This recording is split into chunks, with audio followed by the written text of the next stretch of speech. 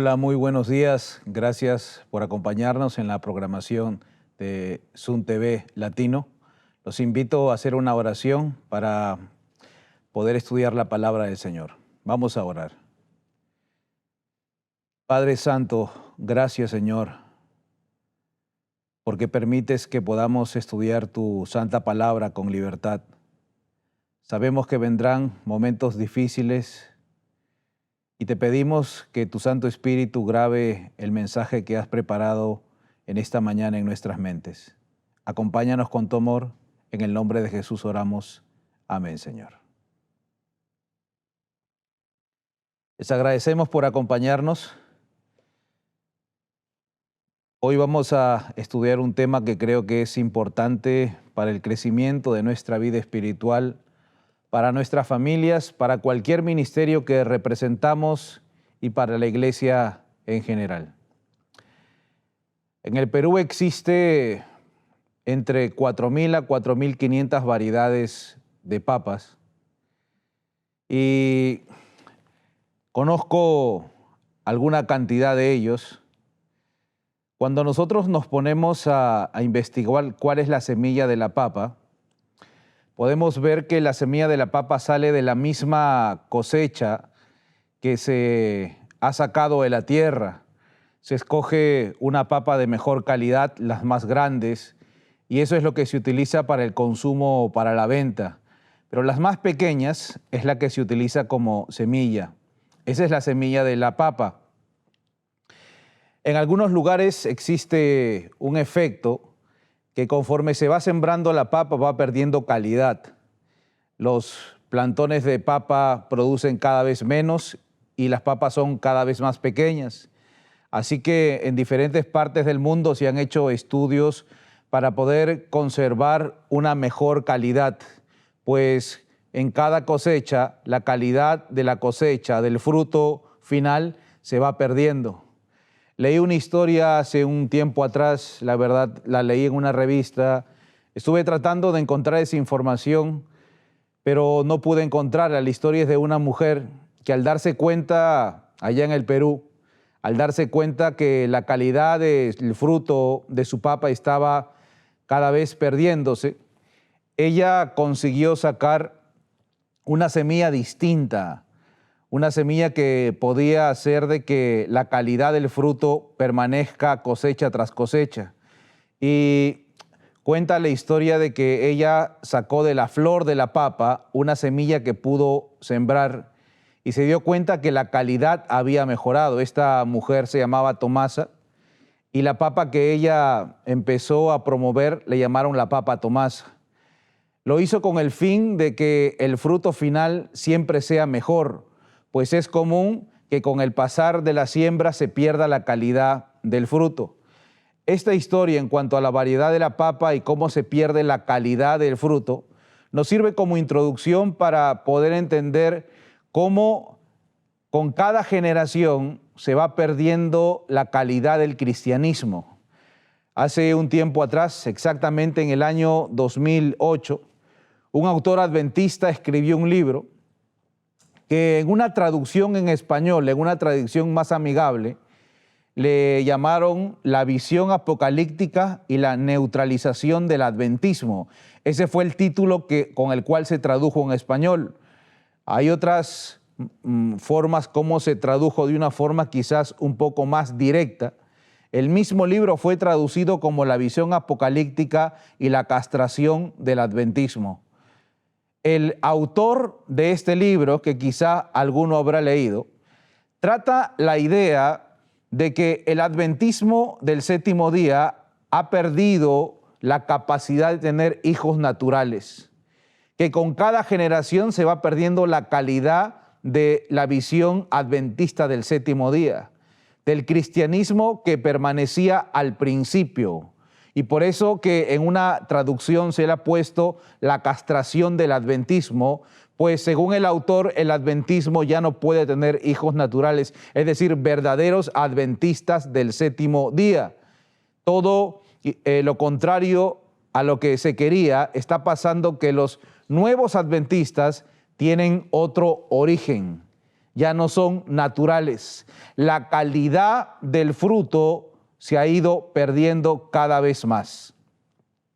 Y quiero en esta mañana entrar en un estudio que nos ayude a entender cómo poder mejorar el fruto final no solamente del adventismo, sino del cristianismo. ¿Cuál es esa semilla que finalmente dará un fruto bueno, de calidad, que sea parecido o quizás mayor a la semilla original?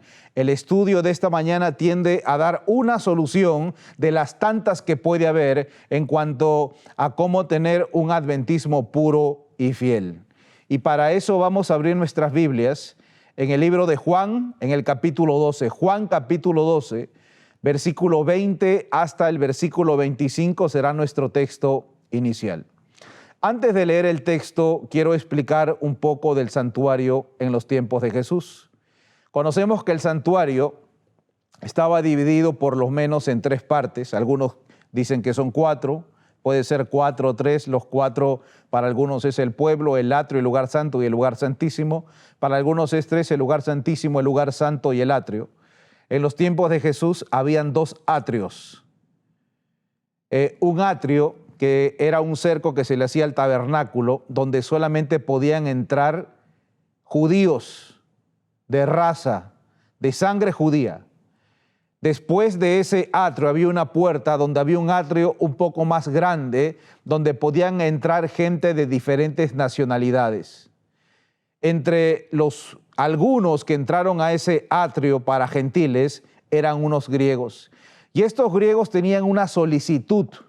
Estaban buscando al maestro. La Biblia dice, Juan capítulo 12, versículo 20 al versículo 25. Habían ciertos griegos entre los que habían subido a adorar a la fiesta. Estos, pues, versículo 21, se acercaron a Felipe, que era de Betsaida de Galilea, y le rogaron diciendo, Señor, quisiéramos ver a Jesús. Versículo 22, Felipe fue y se lo dijo a Andrés. Entonces Andrés y Felipe se lo dijeron a Jesús. Verso 23, Jesús le respondió diciendo, ha llegado la hora para que el Hijo del Hombre sea glorificado. De cierto os digo, que si el grano de trigo no cae en tierra y muere, queda solo. Pero si muere, lleva mucho fruto. El que ama su vida la perderá, y el que aborrece su vida en este mundo, para vida eterna la guardará. Fíjese que, como les decía al principio, estos griegos no podían encontrar a Jesús por sí mismo, pues tenían la necesidad de que algún judío pueda entrar a este atrio, a este patio que era solamente para los judíos. Ellos estaban afuera en el atrio de los gentiles. Y encontrando a Felipe le dicen, queremos ver a Jesús. Felipe va y se lo dice a Andrés y juntos van a buscar al maestro. Ahora, ellos se acercan al maestro, a Jesús, y le dicen, unos griegos quieren verte. La respuesta de Jesús es una respuesta curiosa que no refleja el pedido de sus discípulos. Jesús no le dice, ahora estoy ocupado. Jesús no le dice, llámenlo después, ahora voy a salir. Jesús no da ninguna respuesta que parezca que había entendido el pedido de sus discípulos. Jesús, al escuchar el pedido que unos griegos quieren verlos, él dice, ha llegado la hora para que el Hijo del Hombre sea glorificado. De cierto os digo que si el grano de trigo no cae en tierra y muere, queda solo. Pero si muere, lleva mucho fruto. El que ama su vida, la perderá. Y el que aborrece su vida en este mundo, para vida eterna la guardará. Entremos un poco en el contexto. En ese momento la obra de Cristo parecía haber sufrido una cruel derrota. Si usted quiere saber el contexto del texto que estamos leyendo, podemos encontrarlo en Mateo capítulo 23. Jesús había entrado en una última y fuerte discusión con los líderes judíos de ese tiempo. Usted encontrará declaraciones como cuando Jesús le dice, fariseo hipócrita, sepulcro blanqueado, generación de víboras. Había argumentado con los líderes judíos y finalmente Jesús había ganado en la discusión, pero definitivamente se había dado cuenta que el pueblo judío guiado por sus líderes, nunca lo aceptarían. Y por eso Jesús estaba triste. Sabía que había llegado el momento de partir del santuario para nunca más volver. Le dolía de que su pueblo, a quien él había venido para salvarlos, lo estaban rechazando en la persona de sus líderes. Ahora, cuando Felipe y Andrés se acercan a Jesús y le dicen, unos griegos quieren verte, él entendió que había llegado el momento de que su sacrificio traería mucho fruto. Cuando él se refiere y él dice, ha llegado la hora para que el Hijo del Hombre sea glorificado. Y en el versículo 24, cuando dice, de cierto os digo, que si el grano de trigo no cae en tierra y muere, queda solo, pero si muere, lleva mucho fruto. Él está hablando de sí mismo. Él está mostrándose como la semilla que tiene que ser enterrada para que lleve mucho fruto. Y ese fruto era los miles y millones de gentiles que se iban a convertir cuando Cristo sea levantado de la tierra. La sierva del Señor nos da una explicación de estas palabras del Señor Jesús. En el libro El deseado de todas las gentes, en la página 575 podemos leer lo siguiente. De cierto os digo, dijo, que si el grano de trigo no cae en la tierra y muere, él solo queda. Mas si muriere, mucho fruto lleva. Cuando el grano de trigo cae al suelo y muere, brota y lleva fruto. Así también la muerte de Cristo iba a resultar en frutos para el reino de Dios. De acuerdo con la ley del reino vegetal, la vida iba a ser el resultado de la muerte. Página 576 del mismo libro. Los que cultivan el suelo tienen siempre presente esta ilustración. Año tras año el hombre conserva su provisión de grano y arroja aparentemente la mejor parte. Durante un tiempo puede quedar oculta en el surco para que la cuide el Señor. Primero aparece la hoja, luego la espiga y finalmente el grano en la espiga. Pero este desarrollo no puede realizarse a menos que el grano esté sepultado, a menos que el grano quede oculto y según toda apariencia quede perdido. La semilla enterrada en el suelo produce fruto. Y a su vez, este puesto en la tierra. Así la cosecha se multiplica y multiplica. Igualmente, la muerte de Cristo en la cruz del Calvario produciría fruto para vida eterna. El grano de trigo que conserva su propia vida no puede producir fruto, permanece solo. Cristo podía, si quería, salvarse de la muerte, pero si lo hubiese hecho, habría tenido que permanecer solo. No podría haber conducido hijos e hijas a Dios. Únicamente por la entrega de su vida podía impartir vida a la humanidad. Únicamente cayendo en el suelo para morir podía llegar a ser la simiente de una vasta mies. La gran multitud de toda nación, tribu, lengua y pueblo será redimida para Dios. La sierva del Señor en el capítulo del Getsemaní. Cuando Cristo se retiró a este huerto donde tantas veces había orado con sus discípulos, y le pidió que orasen por él. Jesús se retiró a una distancia como a un tiro de piedra y se puso a orar. Y usted recordará que en medio de la oración, él le decía, Padre, si es posible, pase de mí esta copa. Jesús no quería sufrir esta agonía de la separación con su Padre. Por segunda vez, usted encuentra en la Escritura que se dice que el Señor Jesús ora y dice, Padre, si es posible, pase de mí esta copa. Pero la sierva del Señor dice que en la tercera oración, cuando Él se acercó a orar por tercera vez, lo que sostuvo esa decisión fue que Él entendió que por su sacrificio, usted y yo, miles de almas, de todas las edades, millones, se salvarían por su sacrificio. La salvación del mundo pendía de un hilo. Pero el Señor Jesús, al ver como un panorama profético, que por su entrega, por su sacrificio y por su muerte, millones de almas accederían al cielo, podrían restaurar su vida y que por la sangre que Él derramaría obtendrían perdón de pecados, Él tomó la decisión de sacrificarse sin importar el costo que Él pagaría, sin importar el sufrimiento, la vergüenza y la humillación que le iba a tocar vivir. Si el grano de trigo no cae a tierra, no lleva fruto. Y Jesús, como el gran grano de trigo, se enterró, murió y aparentemente para sus discípulos y para todos sus enemigos había desaparecido.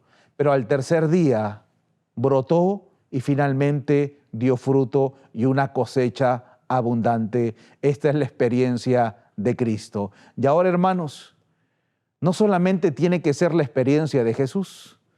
La sierva del Señor, en este mismo capítulo, la misma página, deseado de todas las gentes, página 576, dice, con esta verdad, Cristo relaciona la lección del sacrificio propio que todos debemos aprender.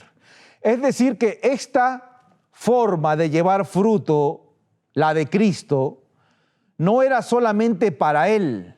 La sierva del Señor dice, con esta verdad, Cristo relaciona la lección de sacrificio propio que todos debemos aprender. El que ama su vida, la perderá. Y el que aborrece su vida en este mundo, para vida eterna la guardará. Todos los que quieran producir frutos, como colaboradores de Cristo, deben caer primero en el suelo y morir. Todos los que quieran producir frutos. Y por eso les decía al inicio, quizás tenemos ministerios o quizás tenemos una vida que no lleva fruto, una familia que no da fruto. En mi vida personal no llevo fruto, un ministerio que no lleva fruto, o la iglesia misma, en tu comunidad. Estamos estancados. No vemos frutos, no ganamos almas. Estamos como si el tiempo no pasara. Pasan los meses, los años, pasa el tiempo y sigo siendo el mismo cristiano. No he mejorado, no he crecido, no llevo almas para Cristo. Mi ministerio se estancó. Pues este es el secreto. ¿Cómo mejorar la calidad del fruto que vendrá? Todos los que quieran producir frutos como colaboradores de Cristo deben caer primero en el suelo y morir. La vida debe ser echada en el surco de la necesidad del mundo. El amor y el interés propios deben perecer. Nuestra vida, nuestra familia, nuestro ministerio debe ser echado en el surco de la necesidad del mundo. El amor y el interés propio debe desaparecer. Es decir, hermanos, y el llamado es constante. Niégate a ti mismo. Tienes que morir. Mientras mi orgullo esté vivo, yo no puedo llevar fruto. Mientras los celos que siento estén vivos, yo no puedo llevar fruto. Mientras yo ambiciono el mundo y las cosas materiales por encima de las cosas de Dios, no puedo llevar fruto. Mientras tenga odio, resentimiento, rencor, no puedo llevar fruto. Mientras no confíe en Dios y confíe más en lo que tengo, en mis cuentas o en las cosas materiales, no puedo llevar fruto. Mientras le dedique más tiempo al trabajo y al estudio y poco tiempo a las cosas de Dios, no puedo llevar fruto. Mientras no esté dispuesto a cambiar mi dieta, mi forma de vestir, mi forma de vivir, no puedo llevar fruto. La vida debe ser echada en el surco de la necesidad del mundo y el amor y el interés propio deben perecer. desde la muerte de Cristo, un río, una corriente purpurina, dice la sierva del Señor, no ha dejado de regar la tierra. Y esa sangre, la sangre preciosa de Cristo, ha regado, ha fortalecido, ha hecho que las semillas sembradas crezcan y den mucho fruto. Usted se pregunta y usted puede decir, quizá lo que usted está diciendo es que si pongo un poco de entrega, yo diría mucha entrega, a la obra que hago, ¿voy a llevar fruto? La respuesta es sí. Todos los que quieren producir fruto, como colaboradores de Cristo, deben caer primero en el suelo y morir. Deben entregarse, deben sacrificarse un poco más quizá. Y déjeme comprobarlo. En los minutos que tenemos, voy a comprobar que lo que hizo Cristo y lo que dice la sierva del Señor es cierto y funciona. Quiero que juntos veamos cómo este plan que ha establecido el Señor, esta forma de llevar fruto ciertamente funciona para tener buenos cristianos y diría buenos adventistas del séptimo día. Y quiero empezar con una cita que se encuentra en el libro Conflicto de los Siglos. En verdad, la sierva del Señor está citando a Tertuliano, padre de la iglesia, denominado padre de la iglesia. Conflicto de los Siglos, página 39, dice, palabras de Tertuliano: atormentadnos, condenadnos, desmenuzadnos, que vuestra maldad es la prueba de nuestra inocencia. De nada os vale vuestra crueldad, no era más que una instigación más poderosa para atraer a otros a su fe. Más somos cuando derramáis más sangre, que la sangre del cristiano es semilla, dice la Escritura. La sangre del cristiano es semilla, y lo dice en un tiempo, usted recordará capítulo 6 del libro de Apocalipsis, el caballo blanco que sale venciendo y para vencer, que representa a la iglesia triunfante, a la iglesia apostólica, a la iglesia que salía recién bañados con los rayos del Espíritu Santo, una iglesia que predicaba, que se sacrificaba, que estaba convirtiendo aún a las águilas del imperio romano. Satanás, al ver el peligro, levantó una terrible persecución, simbolizado en el libro de Apocalipsis capítulo 6 por un caballo bermejo, un caballo rojo, que representa la gran persecución que se levantó en contra del cristianismo. La iglesia de Esmirna, 10 años de persecución tremenda.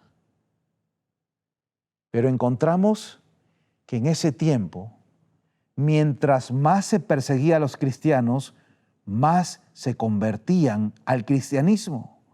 Y bajo ese contexto histórico, Tertuliano dice que la sangre del cristiano es semilla. Pues donde caía un cristiano, se levantaban 10, 100, 1000 cristianos. Pues cuando el cristiano sufre, el resultado es que nacen muchos más de ese sufrimiento. Y quiero ir a un ejemplo claro. En el libro de Hechos, capítulo 7, versículo 58 hasta el versículo 60. Hechos capítulo 7, versículo 58, y vamos a dar lectura hasta el versículo 60. Es la muerte de uno de los mejores diáconos de la primera era cristiana, me refiero a Esteban. Y echando fuera de la ciudad, le apedrearon a Esteban. Y los testigos pusieron sus ropas a los pies de un joven que se llamaba Saulo. Y apedreaban a Esteban mientras él invocaba y decía: Señor Jesús, recibe mi espíritu. Y puesto de rodillas, clamó a gran voz: Señor, no le tomes en cuenta este pecado. Y habiendo dicho esto, durmió. La historia bíblica dice que el autor intelectual de la muerte de Esteban fue un joven, Saulo. Saulo de Tarso, el archienemigo de la iglesia cristiana, había hecho de que la iglesia tenga una gran pérdida: Esteban. Esteban había sido apedreado frente a Saulo. Él había presenciado con sus propios ojos el rostro angelical de Esteban y había escuchado las palabras de Esteban. Ahora, ¿qué es lo que ocurrió cuando él observó esta manifestación en la muerte de Esteban? En el libro Hechos de los Apóstoles, en la página 83, el martirio de Esteban impresionó profundamente a cuantos lo presenciaron. El recuerdo de la señal de Dios en su rostro, sus palabras que conmovieron hasta el alma a cuantos lo escucharon. Su muerte fue una dura prueba para la iglesia, pero en cambio produjo convicción en Saulo, quien no podía borrar de su memoria la fe y la constancia del mártir y el resplandor que había iluminado su semblante. Este proceso de lograr la muerte de Esteban de parte de Saulo hizo que él por un momento permita que el Espíritu Santo lo convenza de que aquel hombre a quien él había instigado para que lo maten era un hombre inocente. Saulo luchó noches enteras sin poder dormir, con la convicción en cuanto a si este grupo en verdad eran un grupo de fanáticos, como le decían sus líderes religiosos. No podía dormir. Finalmente él iba y conversaba con sus líderes y sus líderes lo terminaban convenciendo de que este grupo que se hacían llamar cristianos, los del camino, eran un grupo de fanáticos y seguían a otro hombre fanático que había muerto en la cruz. Así Saulo calmaba sus dudas, sus perplejidades.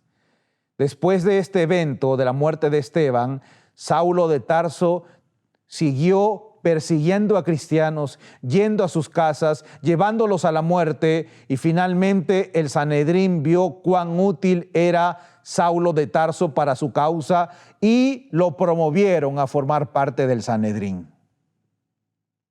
Ahora era miembro del Sanedrín, con la misión de seguir exterminando el cristianismo.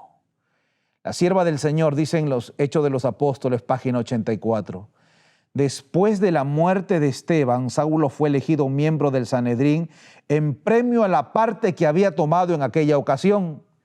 Durante algún tiempo fue un poderoso instrumento en manos de Satanás para proseguir su rebelión contra el Hijo de Dios.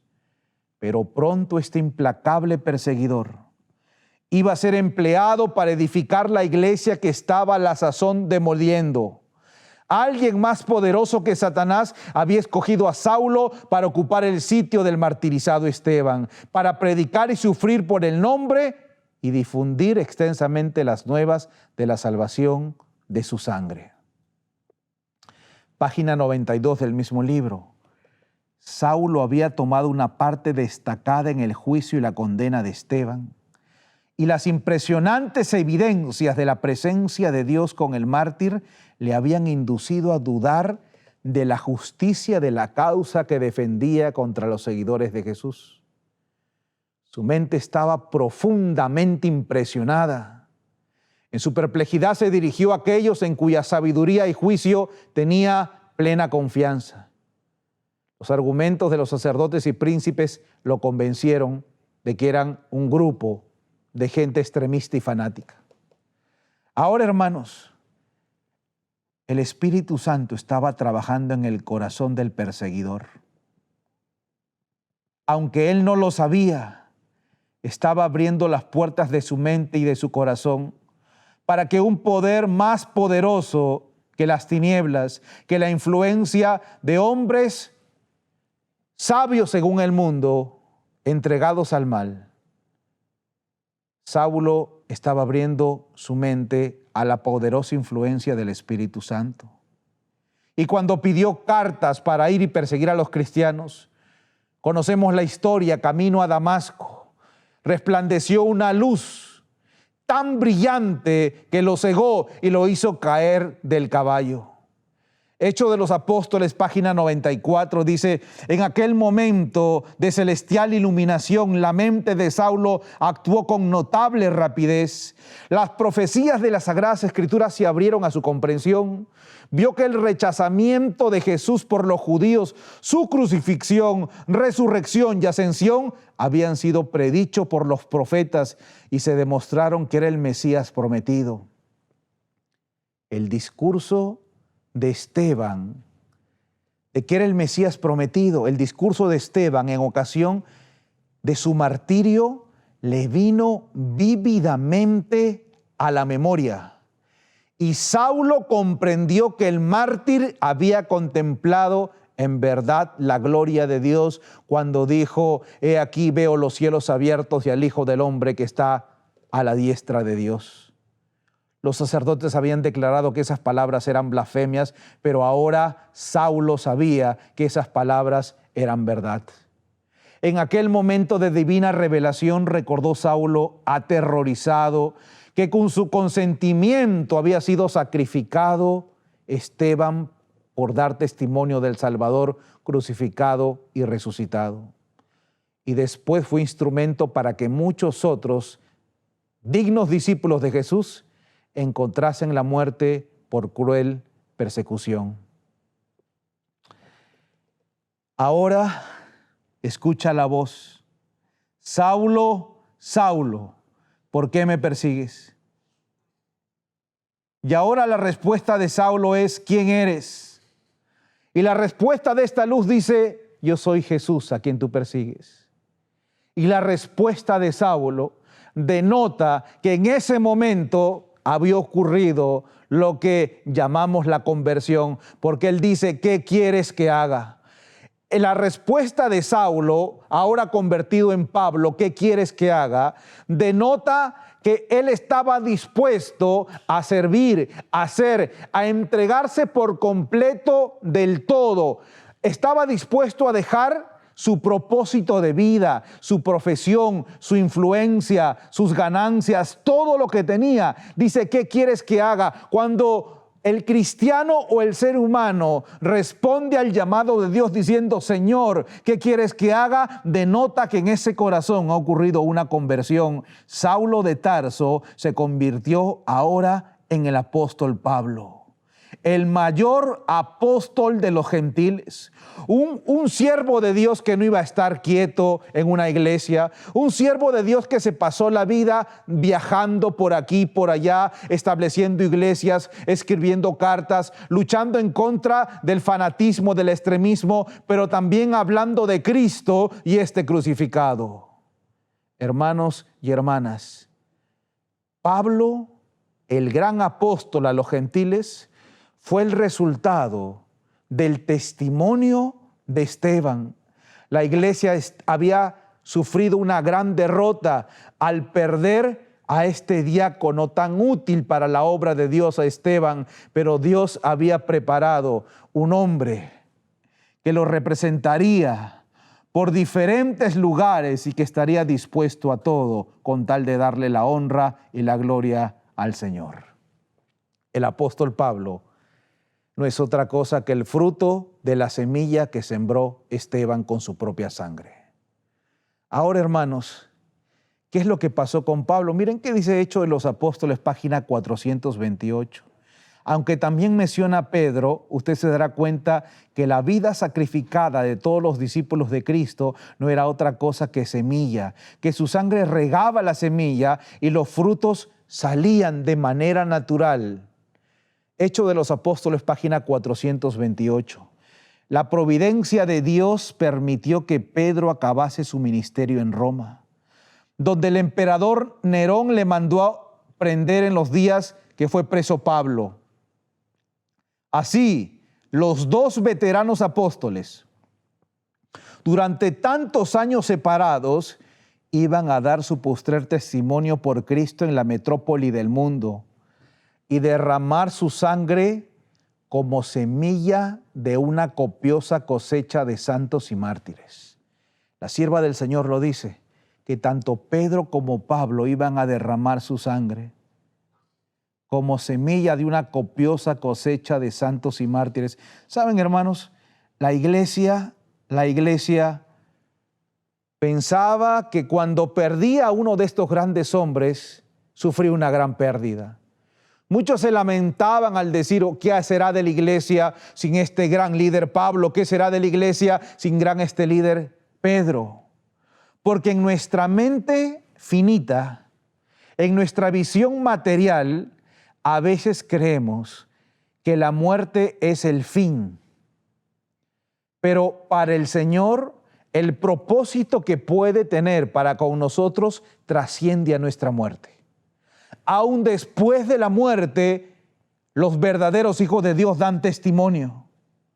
Oh, hermanos, yo estoy seguro de que ni Pedro ni Pablo sabían, entendieron o vieron que después de más de 1900 años estaríamos hablando de sus vidas, estaríamos siendo inspirados por la obra que hicieron, estaríamos predicando en cuanto al sacrificio, la entrega que ellos hicieron. No lo sabían.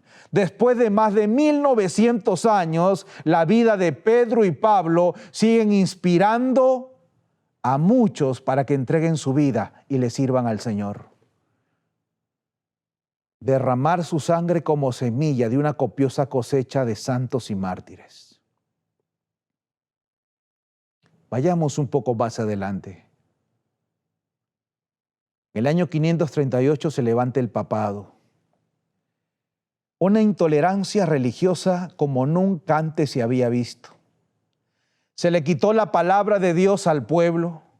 Y todo aquel que pensaba distinto a este poder político y religioso era perseguido y era muerto.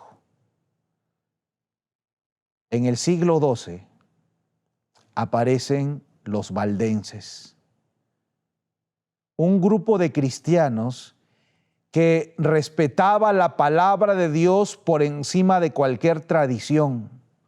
Un grupo de cristianos que entendía que el sábado era el verdadero día de reposo, pero con el fin de llevar una religión pura, se mudaron a las montañas. Hermanos, el papado no se quedó tranquilo. Empezó a entregar indulgencias para aquellos que ayudasen a exterminar a este movimiento santo, pío, que se había mudado a las montañas para vivir su religión. Y organizaron una matanza a los valdenses. Y la historia dice de que llegaron hacia esas cuevas donde estos verdaderos discípulos de Cristo se habían ocultado. Y los agarraron a hombres, mujeres, niños, ancianos, y fueron echados desde la parte más alta del monte, el Casteluso, fueron echados, despeñados para que sean muertos, reventados entre las rocas, entre las piedras. Fue una matanza de este gran grupo de los valdenses. Pero saben que su muerte no fue en vano, pues la muerte de los valdenses hizo que muchos hombres que estaban entendiendo el mensaje del Señor se levanten y protesten. Conflictos de los Siglos, página 68.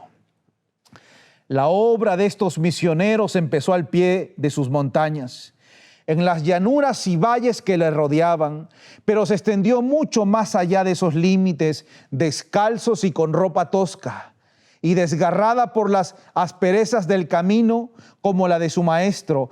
Pasaban por grandes ciudades y se internaban en lejanas tierras. En todas partes se esparcían la preciosa semilla. Doquiera fueran, se levantaban iglesias, y la sangre de los mártires daba testimonio de la verdad.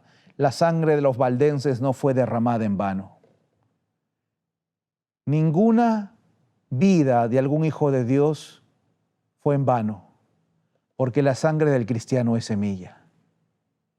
Hermanos, dice un poco más la cita: el día de Dios pondrá de manifiesto una rica cosecha de almas, segada por aquellos hombres tan fieles, A escondidas y en silencio, la palabra de Dios se abría paso por la cristiandad y encontraba buena acogida en los hogares y en los corazones de los hombres. Solo la eternidad nos contará la obra preciosa, esa semilla tan preciosa que dio fruto, que fue regada con la sangre de los valdenses y que finalmente hizo que se levante lo que hoy conocemos como el protestantismo o la Reforma. La sangre de los valdenses fue lo que regó la Reforma protestante. Y quiero citar, miren cómo habla la sierva del Señor en cuanto a la obra de la Reforma. Y aunque en esta ocasión está citando solamente a Escocia, esta obra se repitió en todos los lugares de Europa donde la Reforma llegó. Conflicto de los Siglos, página 255. Con la iniciación de la Gran Reforma, vinieron los escritos de Lutero y luego el Nuevo Testamento inglés de Tyndale. Sin llamar la atención del clero, aquellos silenciosos mensajeros cruzaban montañas y valles y reanimando la antorcha de la verdad que parecía estar a punto de extinguirse en Escocia y deshaciendo la obra que Roma realizara en los 4 siglos de opresión que ejerció en el país, en Escocia. Entonces la sangre de los mártires dio nuevos impulso al movimiento de la Reforma. ¿Qué es lo que dio nuevo impulso a la Reforma? La sangre de los mártires. Los caudillos papistas despertaron repentinamente ante el peligro que amenazaba su causa y llevaron a la hoguera a algunos de los más nobles y más honorables hijos de Escocia.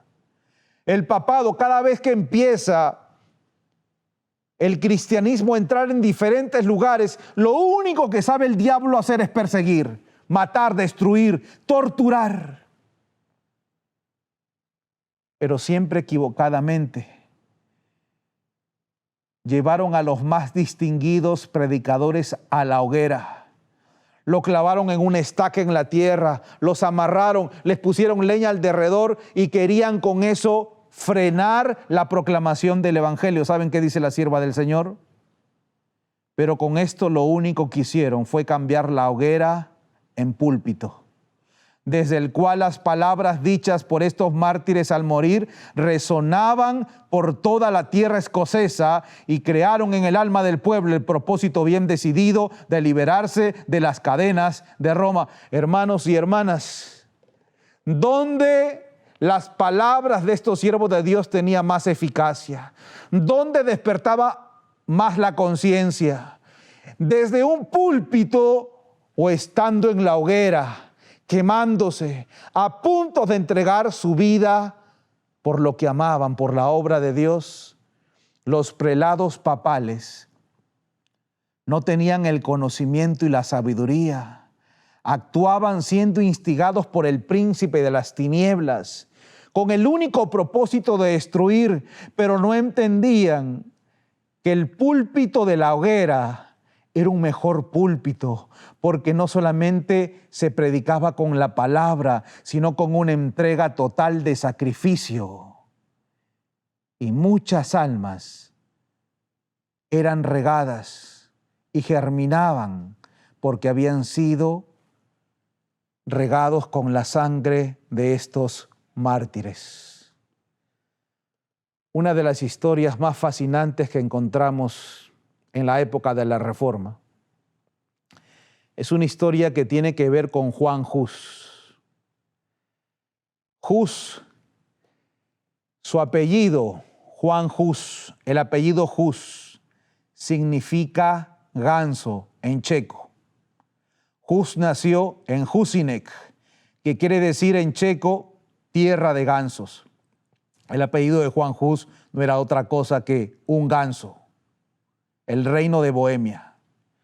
Usted conoce la historia de Juan Hus, cómo se destacó como un hombre de Dios, cómo se levantó en contra del papado, cómo elevó la Biblia para que el pueblo pueda conocer las verdades sagradas. le siguió al lucero de la Reforma, a John Wycliffe. Ahora Juan Hus era un hombre a quien Dios había llamado para revelar las verdades de Dios.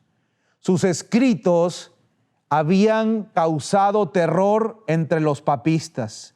Así que él es llevado a un juicio. Pero en este juicio fue injustamente condenado a muerte. En el año 1415, repite el año 1415, Juan Hus es condenado a la hoguera. Al oír su condena, Juan Hus, sabiendo que la muerte era inminente, él proclamó frente a este obispo, frente a este prelado papal, las siguientes palabras: pueden quemar al ganso, pero dentro de 100 años un cisne se levantará cuya canción no podrán silenciar. Otros dicen que dijo, pueden quemar al ganso, a Hus, el ganso, pero dentro de 100 años se levantará un cisne que no podrán asar, que no podrán quemar. Algunos han sugerido que esta fue una profecía de Juan Hus, pues exactamente 102 años después, un monje clavó 95 tesis en la puerta de la catedral de Wittenberg. Martín Lutero era el cisne que se levantó, que los papistas no pudieron asar, que los papistas no pudieron callar, que no pudieron silenciar. Oh hermanos, Juan Hus no sabía de que sus palabras tendrían un cumplimiento y que con su muerte estaba regando lo que sería la Reforma protestante. Hay una historia más que me resulta muy interesante. Cuando este pobre zapatero, joven aún, Guillermo Carey, influenciado por la obra que había escuchado de los cristianos moravos, quería ir a hacer obra en los lugares oscuros de África y de la India. Él veía que muchas almas perecían sin haber conocido de Cristo.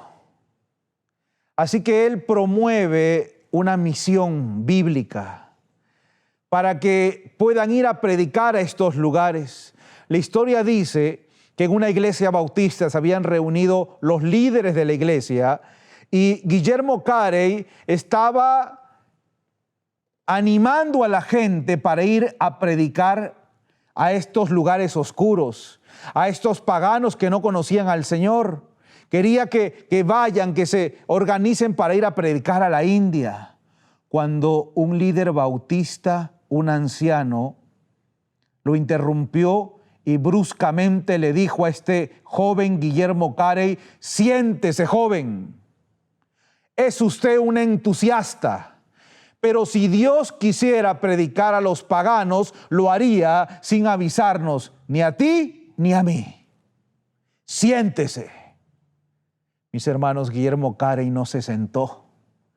Guillermo Carey junto a su familia y otro cristiano más se fue a la India, un lugar donde existía la oscuridad, un lugar donde el cristianismo aún no había entrado. Y él sufrió mucho, perdió un hijo, sufrió mucho con su esposa. El hermano que lo había acompañado dijo: no, esto es muy duro, muy fuerte, y se regresó. Pero él permaneció, perseveró, porque amaba más a Dios que los sufrimientos que estaba teniendo. No se desanimó.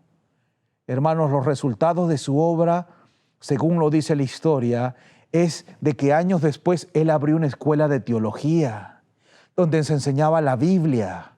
Él abrió una imprenta donde se pudo traducir la escritura a los idiomas más conocidos de la Biblia, y a 209 dialectos se tradujo parte de la Biblia. Pero ¿saben qué se dice? que la herencia más grande que dejó Guillermo Carey, a quien se conoce como el padre de las misiones modernas, la herencia más grande que él dejó fue la inspiración para que en la siguiente generación se levanten hombres para ir a predicar a lugares oscuros. Y uno de los hombres que se inspiró en la vida, en el sufrimiento, en la entrega de Guillermo Carey fue David Livingstone, el gran predicador en el África. El médico misionero David Livingstone, que fue y se introdujo en ese lugar donde se conocía como el lugar de la muerte del hombre blanco, donde todos morían por la fiebre amarilla, donde David Livingstone se destacó como uno de los más grandes misioneros. Hermano, cuando uno se entrega, cuando uno riega su obra con su sufrimiento, con sus lágrimas, con su oración y muchas veces con su propia vida y con su sangre, eso ciertamente dará fruto. Ciertamente se podrá ver que el Señor acompaña esa obra. Si tú quieres tener éxito en la obra que estás haciendo, quizás es que necesitas un poco más de sufrimiento, un poco más de entrega. ¿No es acaso la cruz de Cristo lo que le da sentido a nuestra obra? Su entrega, su sacrificio. ¿No acaso el Señor Jesús dijo, si alguno quiere venir en pos de mí, niéguese a sí mismo, tome su cruz y sígame? Una cita más, hermanos. Deseado de todas las gentes. Deseado de todas las gentes. Página 576. La ley del sacrificio propio es la ley de la conservación. El labrador conserva su grano arrojándolo lejos. Así sucede en la vida humana. Dar es vivir. La vida que será preservada es la que se haya dado libremente en el servicio a Dios y al hombre. Los que por amor a Cristo sacrifican su vida en el mundo, la conservarán para vida eterna. Hermanos y hermanas, ¿qué es lo que nos está pidiendo el Señor? ¿Qué es lo que Él quiere que entreguemos? Que el Espíritu Santo te lo diga. Quizás es una relación que no está aprobada por Dios. Quizás iniciaste una carrera sin pedir la bendición de Dios. Estás en un trabajo donde no puedes darle la gloria a Dios. ¿Qué es lo que te está pidiendo el Señor que sacrifiques? Quizás es tu forma de vestir, tu forma de alimentarte, el tiempo en los estudios, y no le estás dedicando tiempo a la obra de Dios. Quizás el Señor te ha llamado para una obra, para una misión, pero tienes miedo. ¿Qué es lo que Dios te está pidiendo que dejes, que sacrifiques, que entregues? Que la gracia del Señor pueda entrar en nuestra mente y en nuestro corazón y nos dé la fuerza y la valentía para dar nuestra voluntad al Señor, para cortar nuestro brazo, nuestra pierna. No importa, hermanos, no importa nuestro orgullo, no importa nuestro honor, si al final nos vamos a perder. No importa ni siquiera la casa, la cuenta de banco, lo que tenemos, lo que pensamos que nos da seguridad, si al final nos vamos a perder y vamos a perderlo todo. Todas esas pruebas no significan nada, hermanos. ¿Saben? La sierva del Señor, Consejos para la Iglesia, página 61, mi última cita. La sierva del Señor cuenta cuando estaba en el cielo. Todos nos ubicamos bajo el árbol y nos sentamos para contemplar la gloria de aquel paraje cuando los hermanos Fitch y Stockman, dos hombres que habían predicado la segunda venida de Cristo antes de 1844, el hermano Carlos Fitch había muerto 10 días antes del 22 de octubre de 1844. Estos hombres que habían predicado el evangelio del reino, a quienes Dios había puesto en el sepulcro para salvarlos, se allegaron a nosotros y nos preguntaron qué había sucedido mientras ellos dormían.